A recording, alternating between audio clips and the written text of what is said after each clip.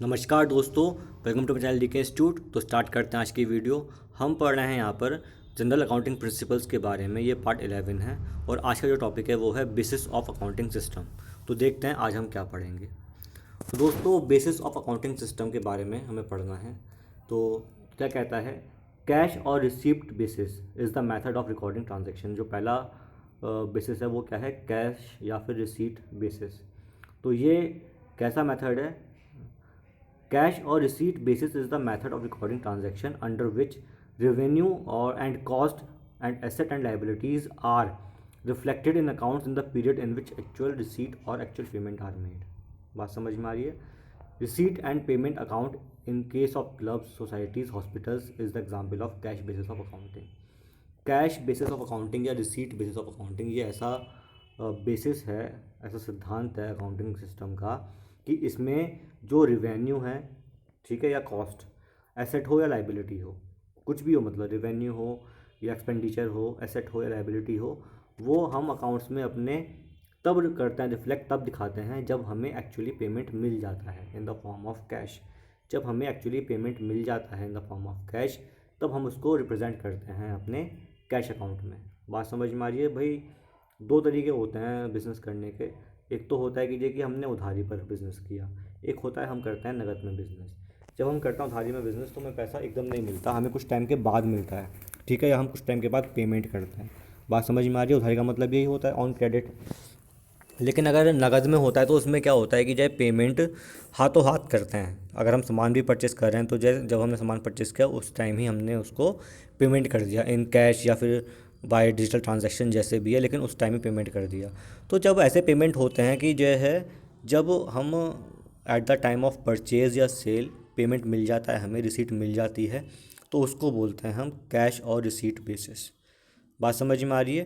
तो आगे बढ़ते हैं। अगला है इसमें एक्रूअल और मर्केंटाइल बेसिस। ये क्या मेथड होता है? It is the method of recording transaction by which revenues, cost, asset and liabilities are reflected in accounts in the period in which they accrue।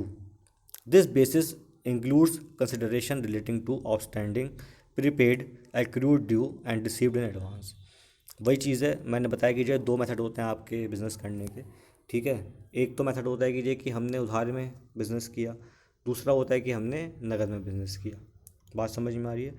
तीसरा मान सकते हैं कि हमने पैसा एडवांस में दे दिया और हमने सर्विस बाद में ली, वो भी एक थर्ड। मतलब ये थ्री पेमेंट के मोड हो गए, समझ लीजिए आप। एक तो होता है कि हमने उधारी में सामान लिया, एक पेमेंट का मोड तो हो गया कि बाद पैसा बाद में आएगा। दूसरा होगा कि हमने कैश में पेमेंट कर दिया तभी हाथों हाथ। और तीसरा होगा कि हमने बोल दिया किसी की डिमांड बहुत ज़्यादा है और स्टॉक कम है, तो हमने कहा कि भाई ये पकड़ो एडवांस में पैसे मेरे, और जब आपका स्टॉक आएगा सबसे पहले मुझे आना चाहिए मेरे पास, तो मैंने पैसे उसको एडवांस में दे दिए। तो दोस्तों, अगर हम जो है सामान उधारी में परचेस कर रहे हैं या बेच रहे हैं और पैसा हमें एडवांस में आ रहा है या हम एडवांस में दे रहे हैं, तो इस टाइप के जो बेसिस होते हैं, ठीक है, वन और थ्री बेसिस जो होता है, इसको बोलते हैं हम एक्रूअल और मर्केंटाइल बेसिस। बात समझ में आ रही है? साफ साफ लिखा भी डेफिनेशन के अंदर, this basis includes consideration relating to outstanding, मतलब कि जिसका पेमेंट बाद में आने वाला है। प्रीपेड, हमने पहले पेमेंट कर दिया, ठीक है, या रिसीव्ड इन एडवांस, हमें पहले से ही उसको एडवांस में पैसे मिल गए हैं। तो इस टाइप के जो होते हैं बेसिस, उसको बोलते हैं हम एक्रूअल बेसिस। बात समझ में आई है? चलिए अगला देखते हैं। नेक्स्ट इज हाइब्रिड और मिक्स्ड बेसिस। इसका मतलब है कि it is a combination of both the basis, that is cash as well as mercantile basis. Income is recorded on cash basis but expense are record on the mercantile basis. ये system ऐसा होता है जिसमें दोनों ही base use करते हैं हम, cash basis भी और एक्रूअल बेसिस भी, ठीक है। अगर हमें इनकम हो रही है in the form of cash, तो हम कैश बेसिस में यूज़ कर लेंगे, वहाँ कर देंगे एंट्री।